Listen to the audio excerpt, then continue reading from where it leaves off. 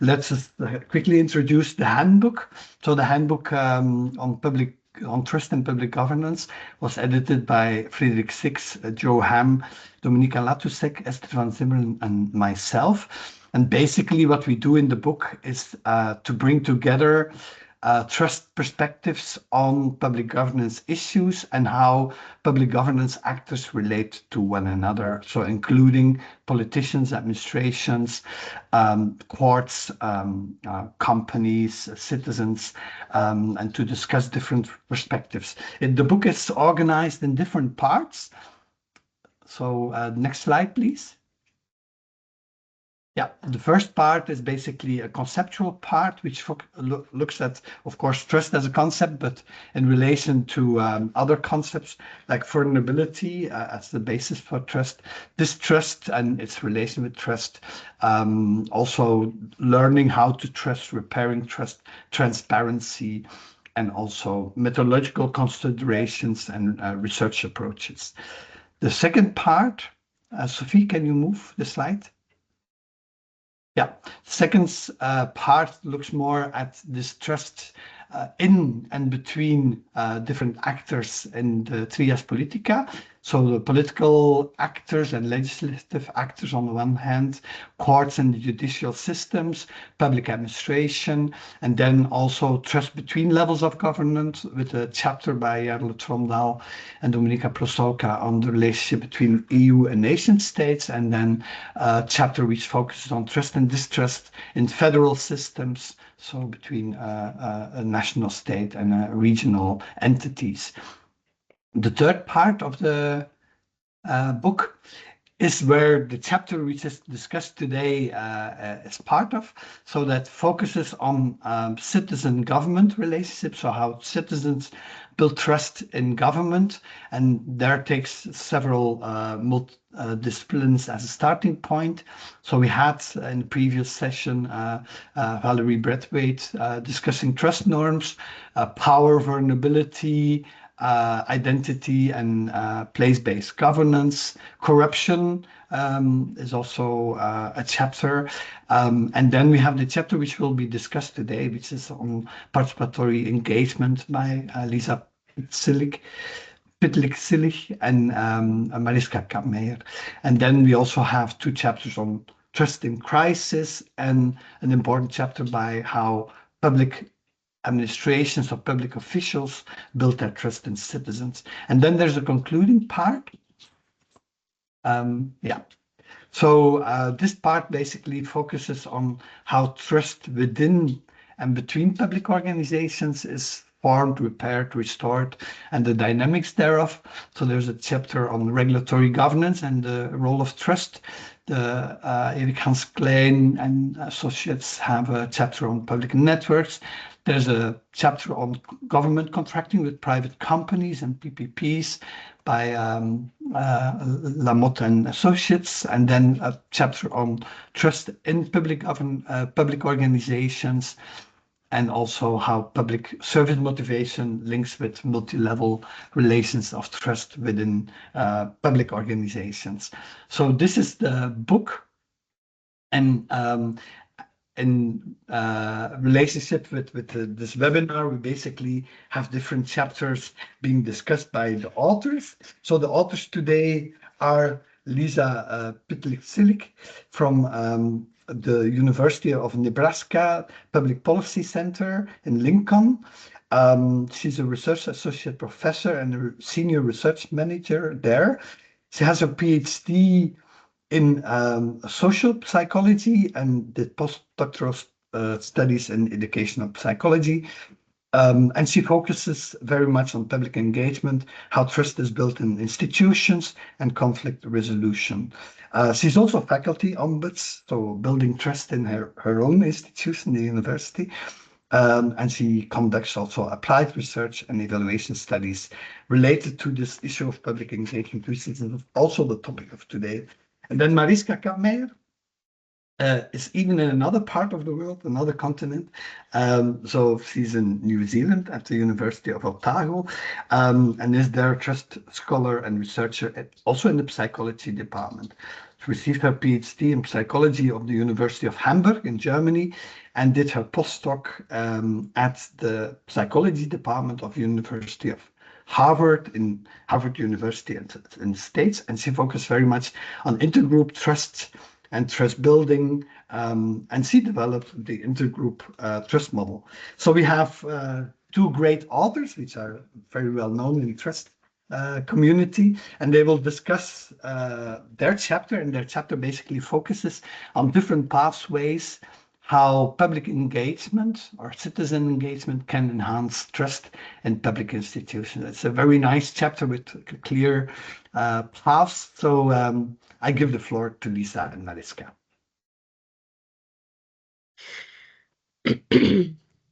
Thank you so much. It's very nice to be here, even if it's 2 o'clock in the morning, and even if my dog is very confused about why I am up at this time. So, so good morning to you all, or afternoon, or middle of the night in my case. Thank you for having us today and for being here. Today, I and my colleague Mariska, who's on here, will be presenting an overview of our chapter. I'm going to do most all of the talking so that I stay awake and don't doze off during a lull. If I do doze off, well, then I guess that gives you all permission to as well, but hopefully it will be more engaging than that. Our chapter explores what I mean, I wrote down that I should say, it explores a timely question. I don't know when this question is not timely, though. The question of trust in institutions, and when and how might participatory public engagement actually build trust, and when might it not? In some ways, this question is sort of foundational to democracy as a whole.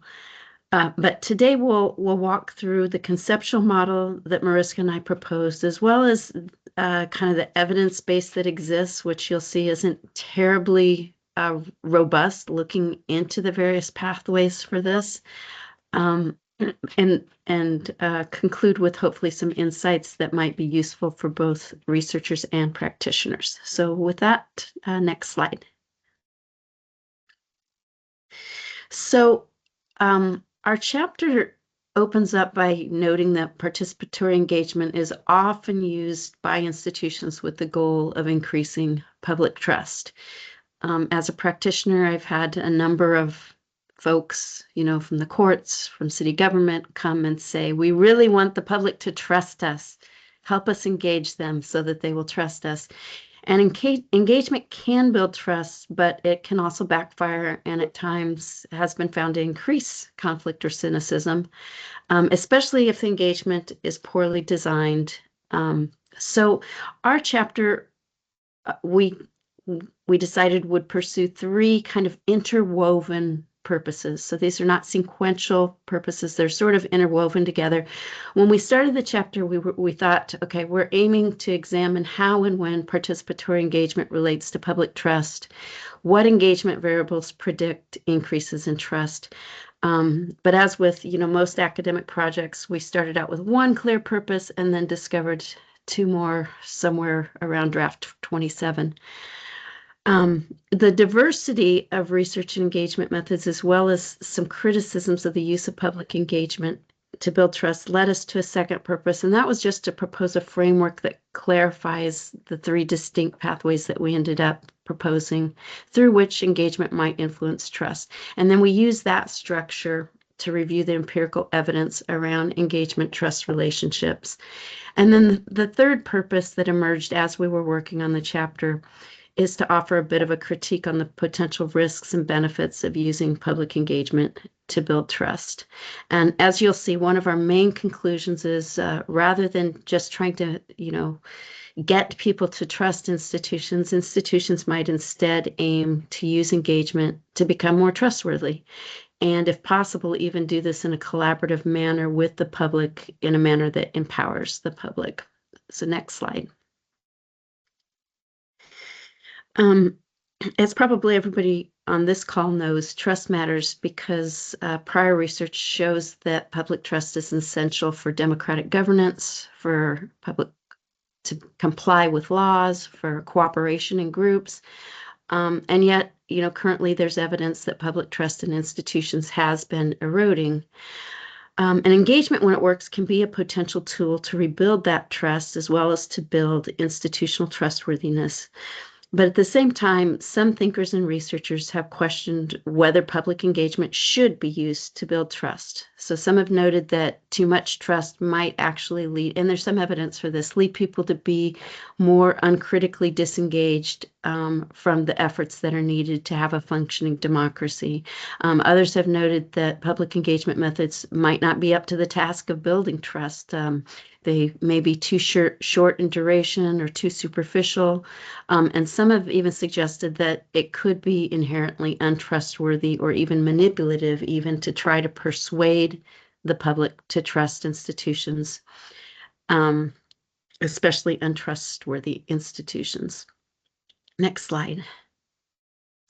So prior to diving into the research that we found on this question, we'll just spend a moment defining our two key constructs. The first one is trust in institutions, by which, we use kind of a fairly common definition from the literature: willingness to be vulnerable or support or relying on an institution based on positive expectations of that institution. For example, expectations that the institution is trustworthy. That is, they're competent, they're benevolent, they have integrity, they're honest, they're fair. And here, many of you may note that, of course, trust and trustworthiness in the literature, in the broader trust literature, are seen as distinct but related, where trustworthiness is about the institution's qualities and trust is about the citizen's attitude. But we found that most public engagement research combines the two. They don't neatly separate the two. They will measure trust through assessing people's perceptions of the institution's trustworthiness, their competence and integrity and the like.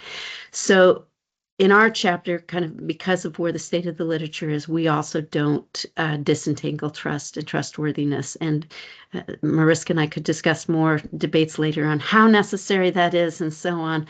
But in part, it's a function of where the literature is at right now. Also, we'll return to this topic because, as we note later, sometimes trustworthiness perceptions, that belief in these qualities about institutions can be associated with a more blind faith type of trust rather than a more democracy supportive critical trust type of attitude. So next slide. Our second key construct in the book is participatory engagement. The International Association of Public Participation has a continuation of public engagement that goes from one end that's not terribly engaged to the other end that's further engaged.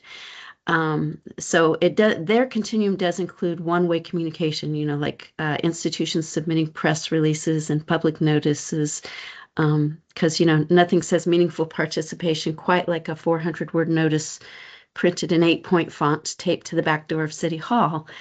But in our chapter, we examine participatory engagement that goes beyond informing the public to include or focus on at least consultation, at least having the public give some input to the institution, but also the higher levels: deliberation, participation, co-production.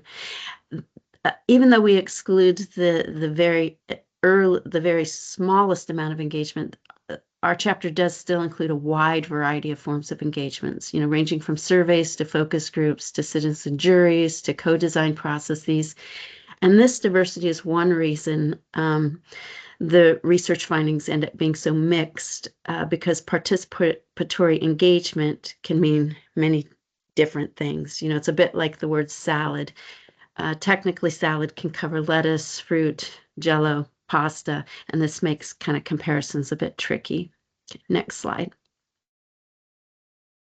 So in part, we proposed our engagement trust framework to just kind of add some order to this complexity.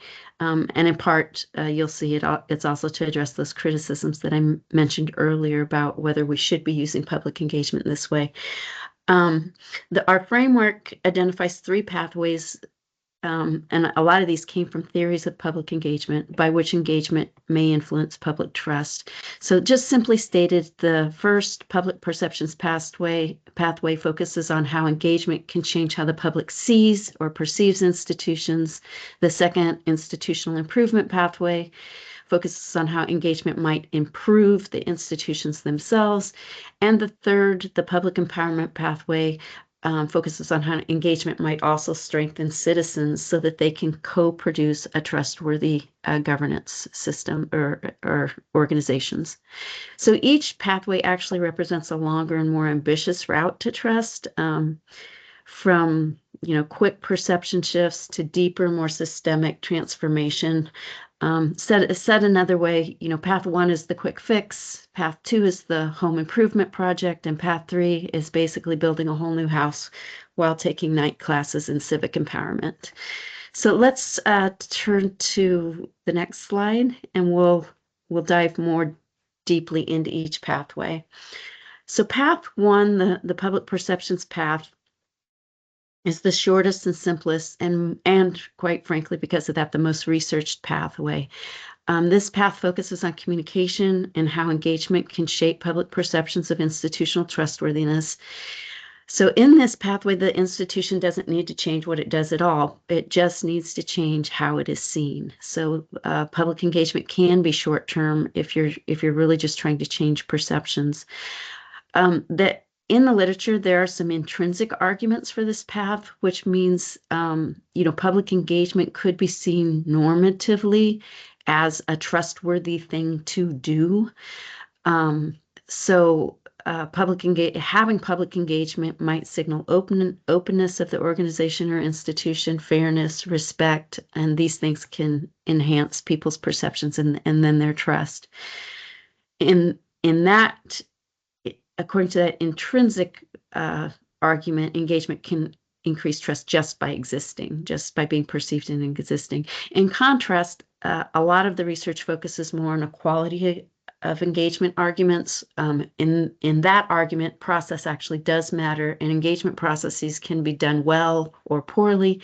And engagement processes that help citizens feel heard and treated respectfully are more likely to increase trust than more superficial ones that might look manipulative. This pathway, in our view, it's the easiest to pursue, but it's also the most fragile. If people perceive the engagement as tokenistic or manipulative, trust can decrease. You might say that path 1 is sort of an Instagram filter of engagement. It looks great at first glance, but that positive impression can fade very quickly if reality doesn't match the picture. Next slide. So what may drive perception changes? Research that we found to fall under this path pointed to a couple of factors that had been researched and that might be mechanisms of it. One factor was in interaction intensity. It seems that more interaction, richer dialogue, deeper thinking, these types of interactions might foster greater opportunities to experience not just changes in thinking, but also empathy and perceived responsiveness of the others that you're interacting with and of the institution that is holding the engagement. So for example, Joe and Nabachi, 2021, they compared different engagement formats, looking at public meetings, focus groups, and citizen juries. And they found that the more intensive deliberative formats, like the citizen juries, led to greater trust gains. I was involved in research also, Tompkins et al., 2010, PytlikZillig et al., I think it was 2012, where we compared online surveys, phone surveys, and face-to-face deliberations. And we also found that deliberation, when citizens were interacting directly not only with each other, but with city officials, most strongly increased the perception that the government cares what I think, which then in turn mediated changes in trust, higher trust, and then also pre-post changes in trust from the engagement. Another factor that seems important in changing perceptions is process legitimacy. So the process of the engagement itself, but also processes used by the government. So engagement procedures where people believe the procedures are inclusive, the engagement is inclusive and also allows them voice and influence.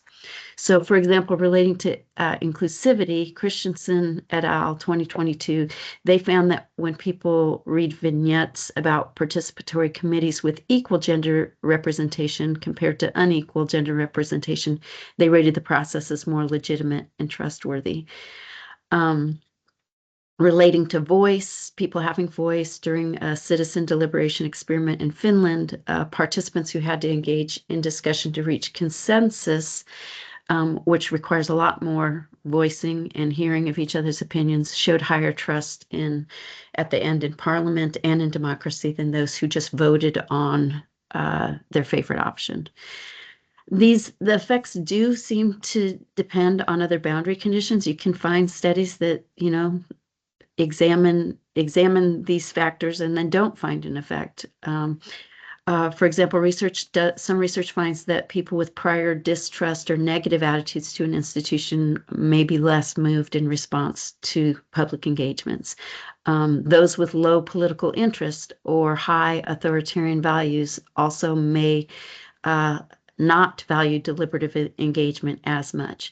So there does seem to be a lesson in this research that design processes need to meet people where they are and that engagements need to be tailored a bit to the audience and context.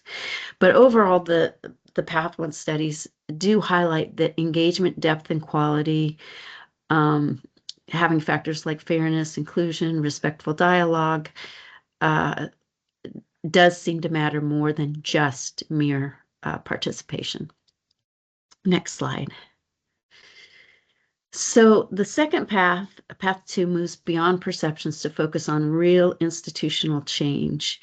And I will make a caveat here that we did not really find those studies that actually then measured institutional change. It was more like perceptions of the institutions. So that's a big gap in the research. But here, the theoretically engagement will work through co-production. So this is a method by which the public actually helps improve the decisions, policies, or services of the institutions, making the institutions more responsive and transparent, which then hopefully the public sees, and this fosters trust through actual growth in trustworthiness. So obviously this is a longer, more substantive route than the first path, and it assumes trust grows when institutions actually earn it, which perhaps in some contexts is sort of a radical concept. But anyway, it may be fostered in the studies we found, again, especially through the use of more intensive engagements, and we might have to, in future research, get our hands more around what intensive means a little more clearly. But also, another important factor for this path is that the institution be responsive to public input. Next slide. So as I've already alluded to, for this path, the empirical evidence is thinner, but it's still encouraging. Relating to intensity, the factor I mentioned, intensity of engagement, Wong and Juan Mart surveyed U.S. city managers and found that their perceptions their perceptions of the use of more intensive participatory practices was correlated with then perceptions of better performance in terms of ethical conduct, service quality, which then also was correlated with higher citizen trust. Again, it's a cross-sectional study. It's based on perceptions, but it's leaning at least in that direction. Another study by Wong et al. Looked at the use of e-government apps for participatory purposes and found that those used for participatory purposes did have the strongest effects on trust compared to others that were more like just looking up information or service delivery. And they found these results were mediated by perceptions of the institution's transparency. Related to institutional responsivity, Halverson 2003 studied Forest Service public meetings, and they found that when participants said that they had experienced meaningful discussion during these meetings later, so that they actually had a more longitudinal design, later the participants perceived the agency as being more responsive, suggesting maybe that those meaningful discussions led to some responses, and they also trusted the institution more. Kim and Lee again examined e-government participation. They found that perceived responsiveness increase of the institution increased perceptions of transparency, which then boosted trust. And then Hay and Ma in Hong Kong showed that when citizens believed their healthcare policy input was considered in the decisions the institution made, then they viewed system performance more positively and trusted government more. So in short, the studies here provide some correlational evidence that when students act on public input by showing responsiveness, behaving transparently, trust can follow. So next slide. So finally, path 3 focuses on the effects of engagement on citizens themselves. Here we have it, the plot twist. As it turns out, the citizens are actually the heroes of our story. In path 3, we recognize that participating in engagements themselves can empower people. And when people engage, they can build their capacities in knowledge related to the institution, related to the political system. They can increase in efficacy. They can increase the number of influential relationships they have, which actually can give them greater power themselves, and even change their minds, change their values, change the way they reason about the issues facing them. These changes can both improve institutions and, at least sometimes, we hypothesize, create critical trust. That is trust that's thoughtful and informed, but not complacent or blind or naive. So it's the kind of trust, where people don't just nod politely. They read the fine print and they decide to show up anyway. So this third pathway emphasizes learning and dialogue and relationship building, and it hypothesizes that trust can be increased through actually 2 sub-pathways that we saw mentioned in the literature.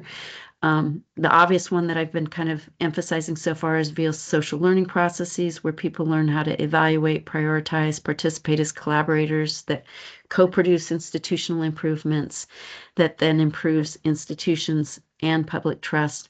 But there is a second pathway that, again, doesn't necessarily require the institutions to improve, and that's some have mentioned that this empowerment can actually change people's own self-perceptions, which could increase their sense that they have influence and or even ownership over the institutions and the things that the institution does, which may reduce their feelings of vulnerability and increase their positive evaluations of the institutions just by them being more identified with it.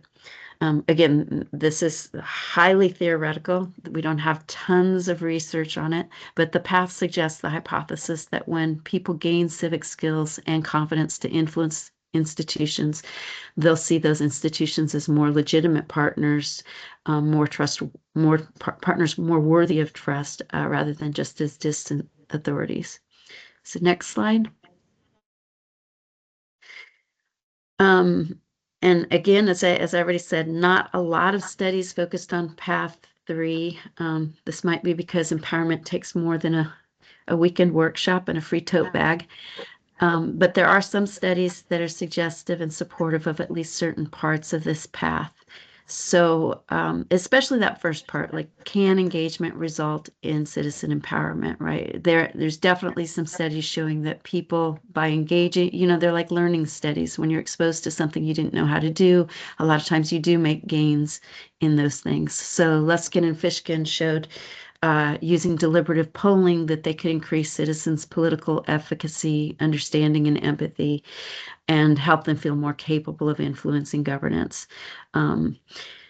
This provides, again, support for that first part of path 3, suggesting people can increase civic capacities through engagement. Somewhat similarly, a study I mentioned earlier, by Joe and Nabachi, they actually had a couple of studies that examined healthcare co-production projects, and in their research, participants reported greater learning, greater gains in civic responsibility and influence after their participation. Webler et al., it's a study from long ago, but they also documented participatory waste siting process in Switzerland, where citizens were engaged in intensive dialogue, and this seemed to enhance their reasoning, their use of moral reasons, and their ability to take perspectives of others, perspective-taking abilities.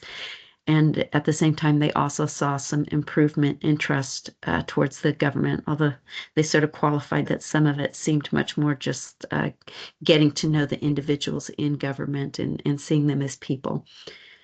There was one study that was more that seemed to try to look at more of the different aspects of the path, given that there's so many nodes in it. This is a study by Kim and Lee. It was cross-sectional as well, but they found that high quality engagement did foster how they measured personal development, which led to perceptions of greater institutional transparency and higher trust. Again, a cross-sectional study with all the limitations therein, but at least it included the variables this time. So overall, the empowerment path is the most ambitious and least studied path, as it requires long-term investment and measurement. Next study. Next slide.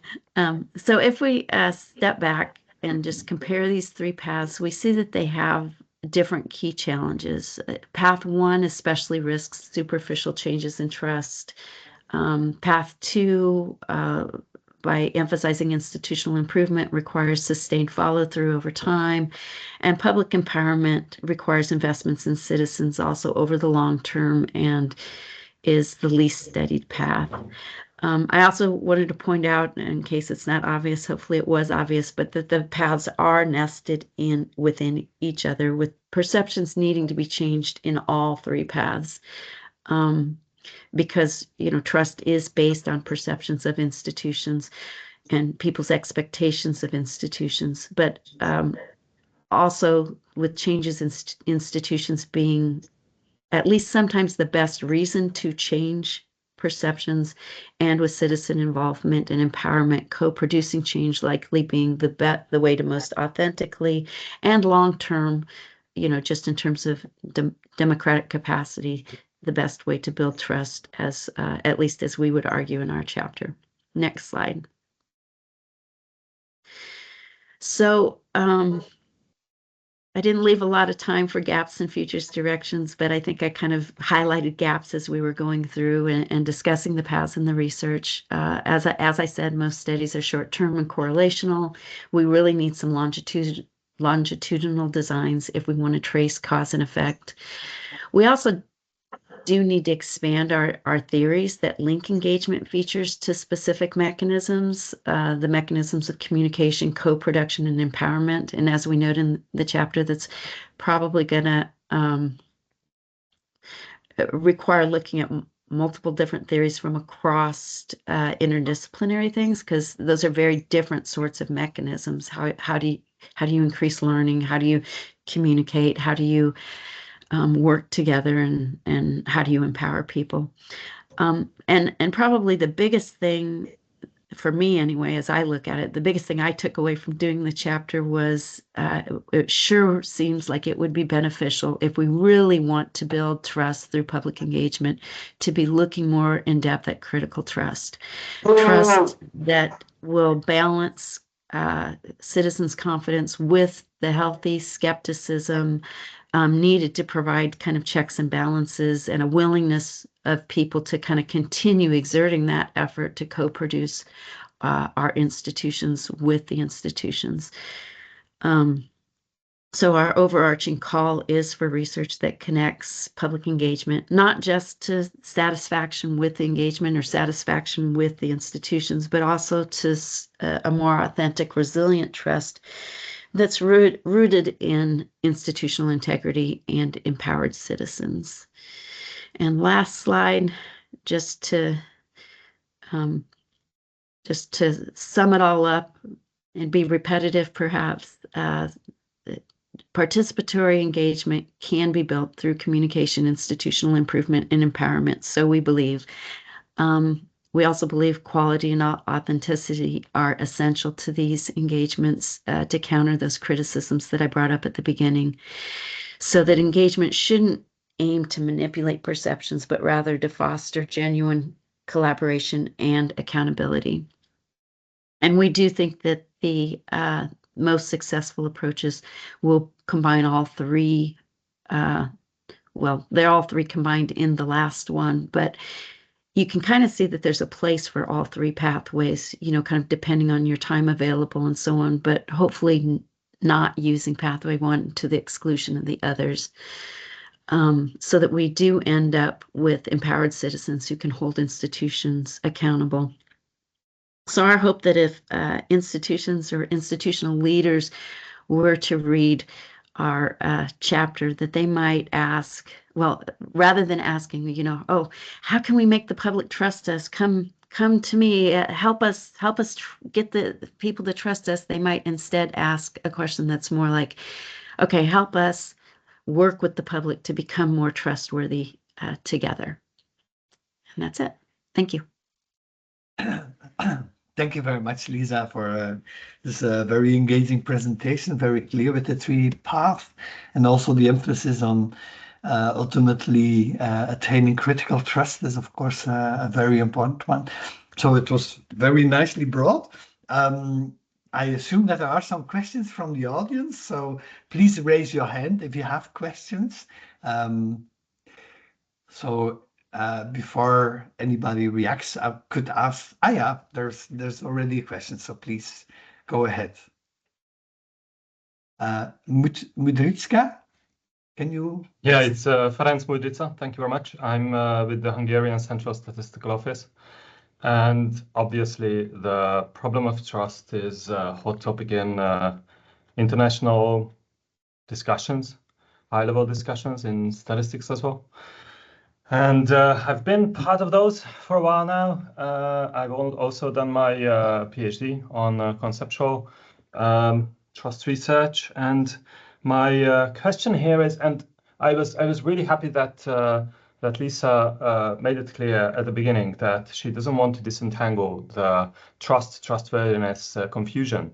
Perhaps it might be beneficial to sometime do that, because in my view there are some basic issues stemming from that particular problem, and with some limitations, weaknesses of the MEA, the willingness to be vulnerable model, because trustworthiness is basically a passive trait that we might attribute or we might have, but that doesn't necessarily imply that the active trust part would follow. And I guess that's like obvious. But what we might need to do, and it's perhaps a question, that how we could connect those two, because the focus on quality is there in basically every institutional debate on trust. Not quality institutions, quality guarantees, quality certificates, or basic fundamental quality conduct and product don't always come with actual trust. So trustworthiness, competence, reliability, those are important. I don't want to downplay those. Those are very important factors. If we don't want to manipulate or deceive our audience, the public, users, whatever, but perhaps we need to find a way to have that small sprinkle of sort of magic dust, salt, that might make it come alive. Because you might have read Honora O'Neill's seminal stuff on trust, and she also advocates against overdoing some of these things. For example, accountability. That's very important. But if we overdo it, we might get to a suspicion culture.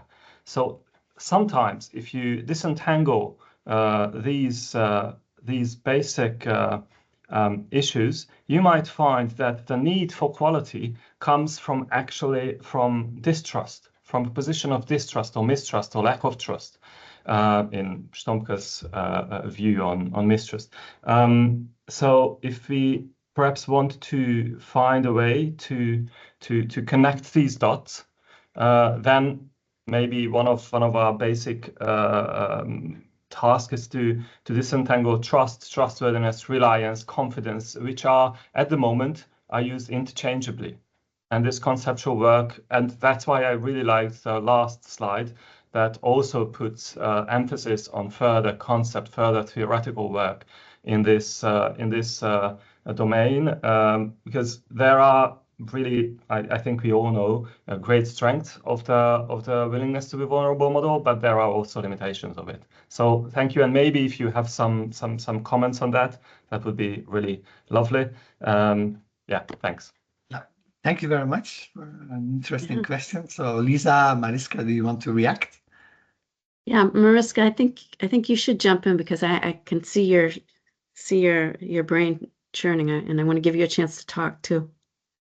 Thank you. Yeah, it moves a little bit away from the chapter, isn't it? Because as you pointed out, particularly Lisa did all the deep dive down the public engagement literature and dealing with this conceptual fluffiness and kind of lots of overlap. So yeah, so we are like this question, like it's about trustworthiness and trust, kind of moves away from the actual chapter. So it won't really, but I do want to talk a little bit about it.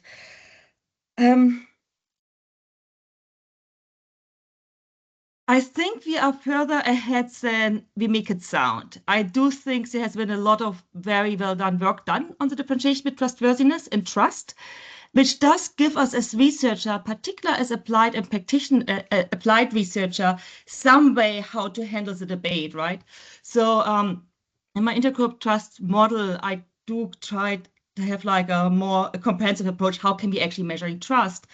And I deliberately did not differentiate between trustworthiness and trust, but I tried to get dimension that taps into both, because I think what you also pointed out, we cannot, if it really comes down to the goal of building trust, it's important to understand how each of the mechanism works, but we cannot get trustworthiness without trust and vice versa.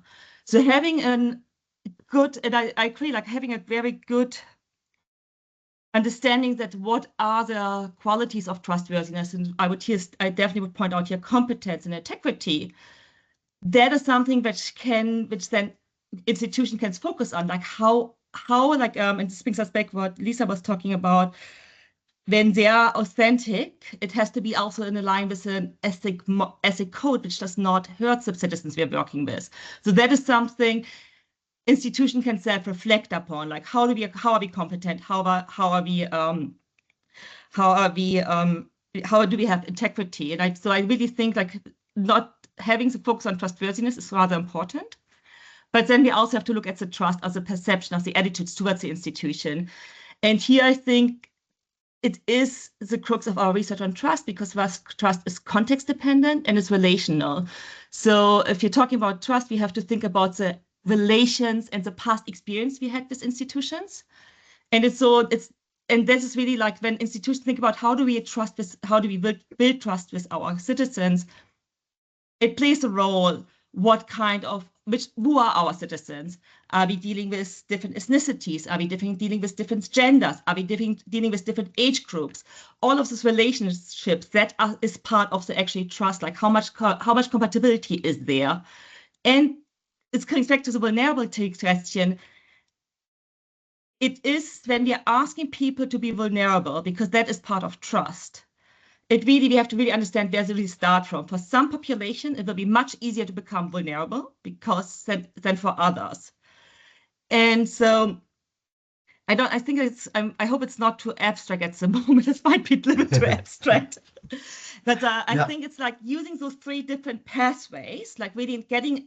And I think what I try to make the point is having those three pathways of trustworthiness, vulnerability, and trust, but having measurable quantities behind it, then can inform applied research where we can measure and we also can tweak qualities to see, like, does that actually build public engagement and trust? Okay, thank you very much for your answer and for the question. Are there other questions? I also have some questions in my sleeve. Yeah, Lisa, do you want to add? Well, yeah, if I could just add a tiny little bit in part so that I remember it for later. One of the things was one of the phrases used as part of the question that really stood out to me was the magic dust. And I understood that to mean, like, so you have all these evaluations, these trustworthiness evaluations, but then do people trust? Or even distrustworthy evaluations. So as you might know, we have a unique president in our country right now, and you can actually talk to people about distrustworthiness evaluations, and yet there still seems to be this willingness to rely upon, this willingness to give power to. And so I guess what I'm saying is I do see that kind of contrast, like it, to some extent what I hear you saying is we do need to separate them, because they're not, how can this exist while that exists, and how can they not, and where's that magic dust that explains when they diverge? I don't have any answer. I'm mostly just clarifying that for myself, because I do think it's an excellent question. It reminds me of a chapter we did, it's almost 10 years ago now, 2016, on definitions of trust. And like behavioral trust, like, okay, I am now voting for this person, or I am now investing in this product, or I am now loaning my son that money. And we weren't feeling that trusting when we loaned our son that money. But we were making a decision kind of based on, I don't know, love and care and hope, much more so than trustworthiness assessments. Anyway, I don't think that answers anything, but I just wanted to emphasize, yeah, there's some magic dust that does seem to need to be accounted for, and maybe public engagement is about the magic dust. I don't know. Yeah. May I just follow up very quickly? Yeah, well, yeah, but could we also... Okay, maybe after the other questions. Yeah, and I also see that there are questions to share your email address with some participants, so I think there could also be... But I would like to give the floor to Simon, if you don't mind, because he put a question in the chat, so it would be nice. We still have 12 minutes, so to cover some more questions, please. So Mariska, Simon? I know you're based in New Zealand, so you'll be very familiar with the propensity to do lots of these public reviews. I wonder if you could comment on the question I put in the chat. Yeah, so the question... yeah. Okay, please, Mariska, go ahead.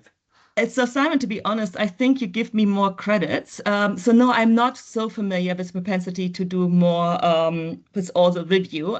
In fact, okay, so now I hopefully don't throw my chosen home under the bus. Then Lisa and I were going over the chapter, and we tried to figure out, like, what would be good public engagement. I quite often must be like, well, things we're doing here, which is not so good. So I think I didn't see, and I think it's not just a problem in New Zealand. I cannot talk about Australia because I don't live in Australia, and I have been living in New Zealand only for 7 years. So I've done 2 election cycles, and the third one is coming up next year. I hear a lot of talk about public engagement, but I see a lot of shortcoming to get actually public involved. And I think that is something, Lisa and I, we haven't really covered the topic, but we did talk about when we were drafting this chapter. Institutions kind of magically assume the public appears, but they don't necessarily think about how do we reach the public? How do we actually get into the room? And New Zealand doesn't do a good job to actually get the hard to reach communities into the room. And I'm talking in particular about the political disengaged people. What is fascinating about New Zealand, and Kieran, please stop me if I get too far off topic, because I know this is not about New Zealand, but so what is really fascinating about New Zealand, we have our indigenous population here, the Maori population. And New Zealand is special because we're having a treaty understanding that gives that defines how the Crown, which is the government of New Zealand, has to engage with our Indigenous population. And that has created a lot of established official channels. So even though Maori are a hard-to-reach population, because we, like any other country, we have issues with the leftover of like the aftermath of colonization. So we have issues with property and access. We have all those issues. But on the other side, we also have established Maori organization which specialized in reaching Maori.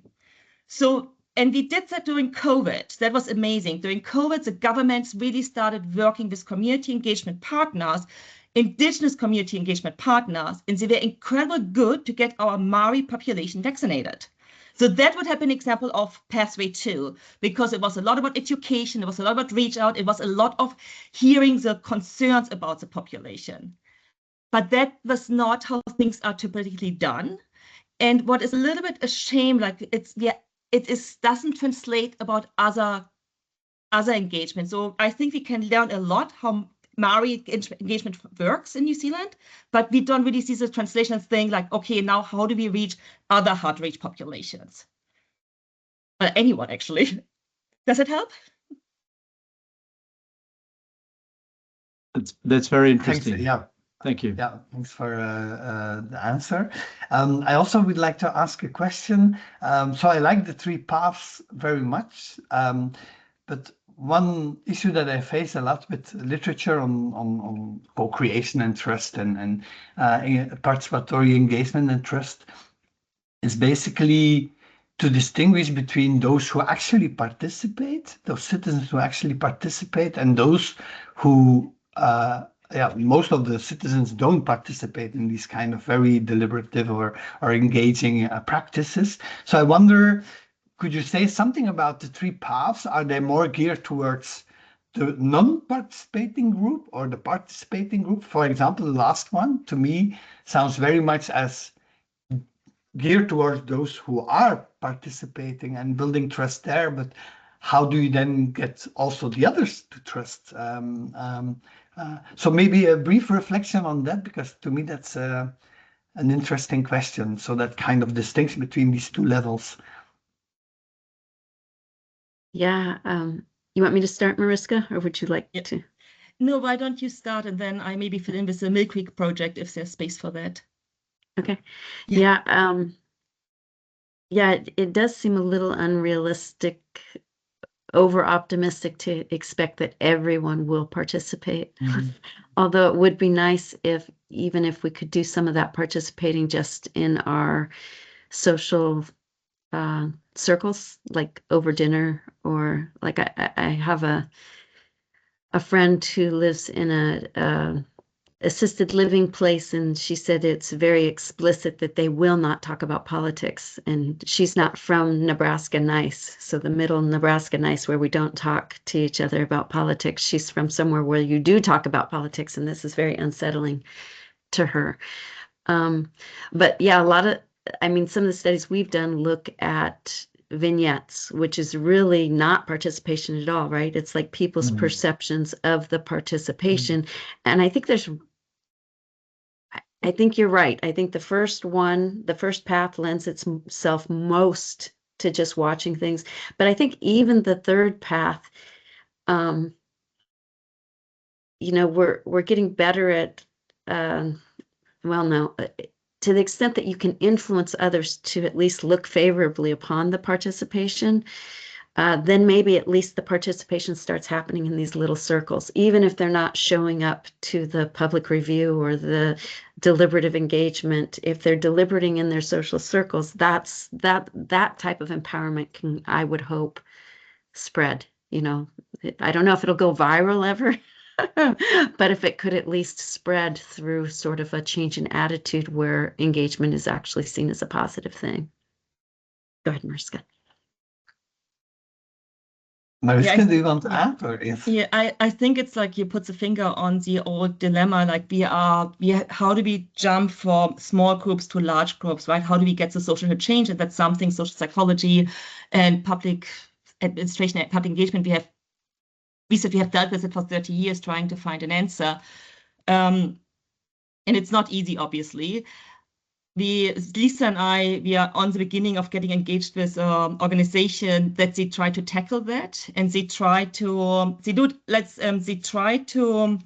I think they pretty much try to do our pathway, even though they came up with a project without us, so it just doesn't fit it quite neatly.